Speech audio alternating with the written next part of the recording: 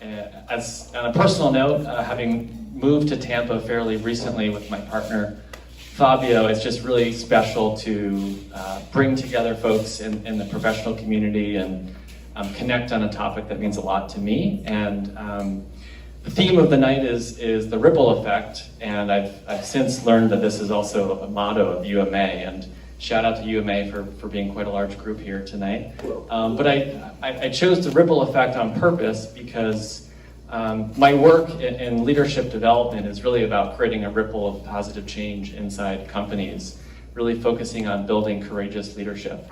And I choose the word courageous intentionally because in order to create inclusion and to bring compassion and to create a people-first culture, it takes a lot of courage and it takes a lot of hard work, and it often is the difficult path and not always the easy path. And so I'm really excited about the ripple that we can create here as a group, and I invite you, as we have this panel, to talk about this topic, to think about, what sort of ripples might you create back in your own company as you leave here tonight? So just with that framing, think about what might you want to take away and what might you want to take action around from our conversation. So we'll have a panel for the next 40 or so minutes. We have some amazing panelists that I've had the pleasure of getting to know in my short time here in Tampa. So I will welcome to the stage David Capisi, Misty Brown Fisher, and Nicole Lanzoni. Comfortable, nice little intimate group we have here. Great. So before we get started, I obviously want to introduce our panelists here. So first, on our left, we have David Capisi, who's the founder of Crew. And David, I'd love to hear quick introductions so the crowd knows a bit more about who you are. Hi, everyone. I'm David Capisi. So thank you. Well, we've got a whole bunch of questions here. We'll see what we get through, but really my hope is that we have a rich conversation, an engaging conversation. We'll leave some time for questions. Who knows, we might just sort of like open it up for engagement at any point here. We'll see what happens.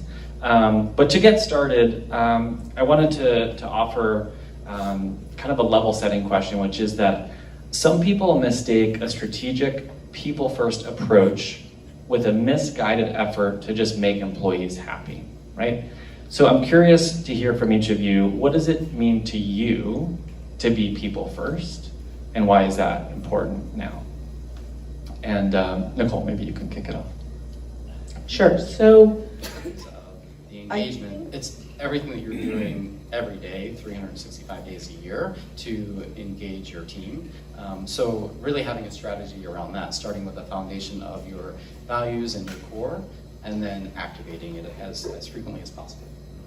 Yeah. So I'm curious with that sort of level setting, talk about engagement, really think about the whole person, values and culture.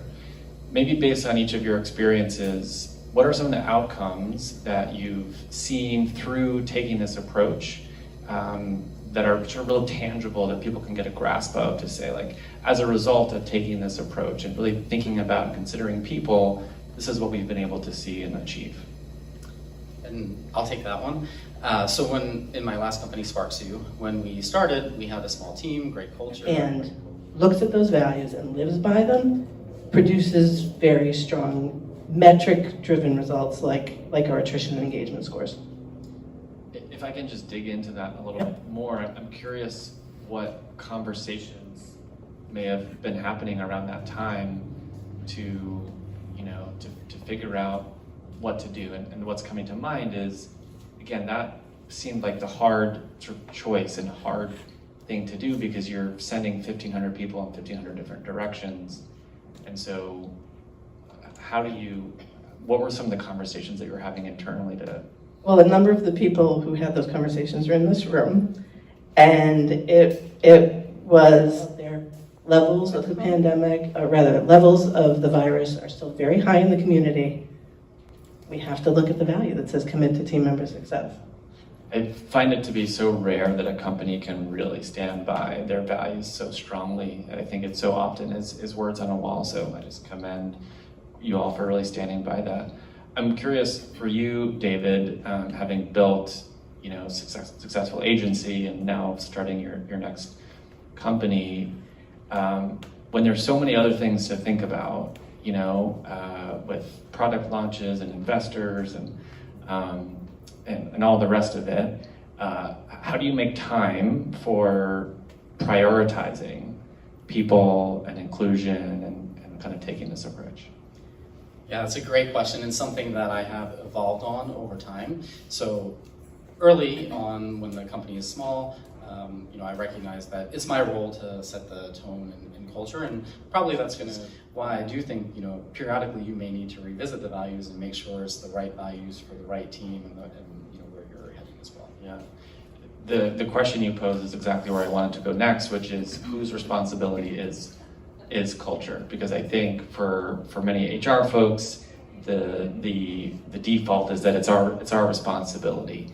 But I've heard varying perspectives on that, and I've also seen the impact of the CEO of a business, how they show up and how they make decisions and share information, and that has a huge impact too. So curious to hear from your experiences and your perspective on where does culture sit, whose responsibility is it?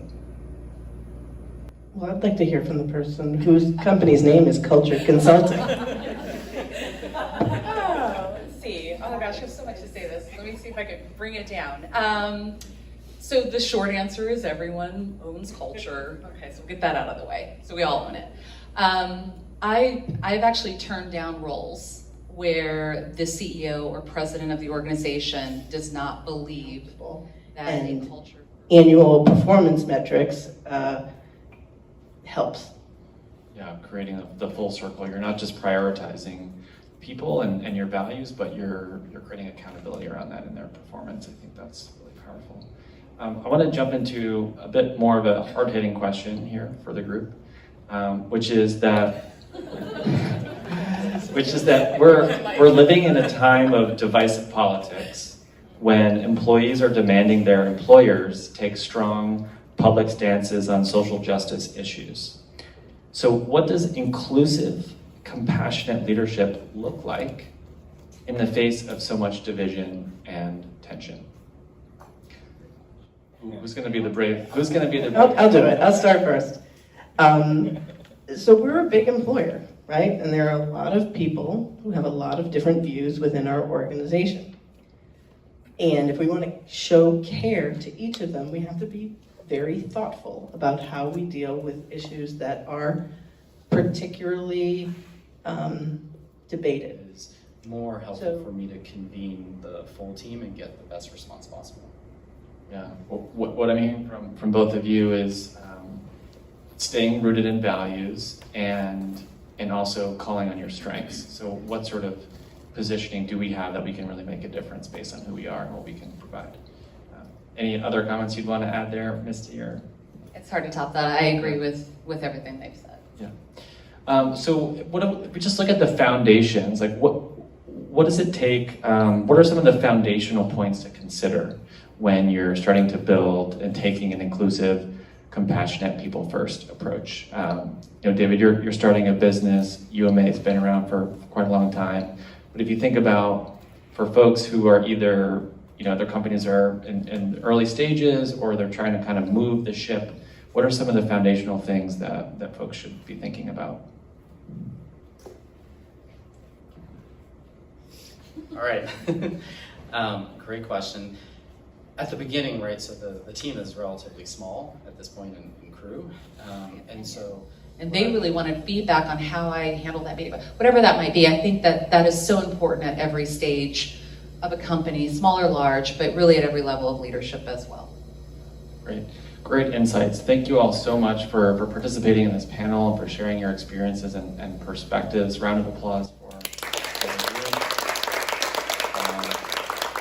we have a few prizes to raffle off. So we're going to do a quick raffle, then I'll share a few more comments, and then we'll have some more time to kind of mingle and engage in more conversation if you want to stick around. So Alexis, first we have Reimagined Experiences, who's the premier sponsor tonight.